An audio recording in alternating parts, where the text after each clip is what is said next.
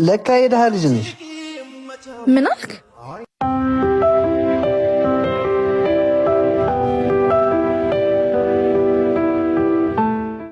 ቆየህብኝ እኮ በዛ ላይ ስልክ አታነሳም። እኔማ ተሰላችቼ ልሄድ ነበር።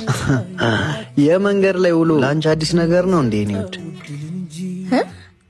እንዴት ማለት?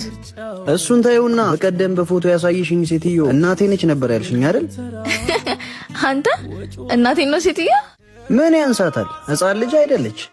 እና እንዴት አስታውሰ ጠየቀኝ? ትላንት ጉሊት ስትቸረችር አይቻት። ወይ እሷ ነች። አዎ ልክ ነህ። ጉሊት ነው የምትሰራው።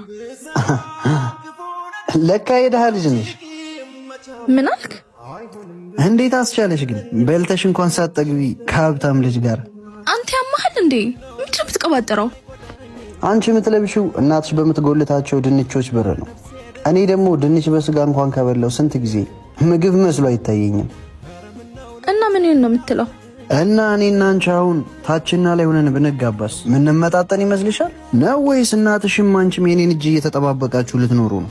ከልብ ነው እንደዚህ የምታወራው? እውነት አንተ እስከ ዛሬ ድረስ ማውቀ ብሩክ ነህ? ዛሬ የቀጠርኩሽ ስለዚህ ላወራሽ አይደለም። አንድ ማወቅ ያለብሽ ነገር አለ። እሺ ምንድን ነው ንገረኝ። የአባቴ ጓደኛ ከውጭ የምትመጣ ልጅ አለችውና ከመሄዷ በፊት ቀለበት ልናደርግ ወስነናል። ለዛ ነው ዛሬ እናቴ ጉሊት ሻጭነት ጎልቶ የታየ እና እሷ ከኔ በለጠችብህ።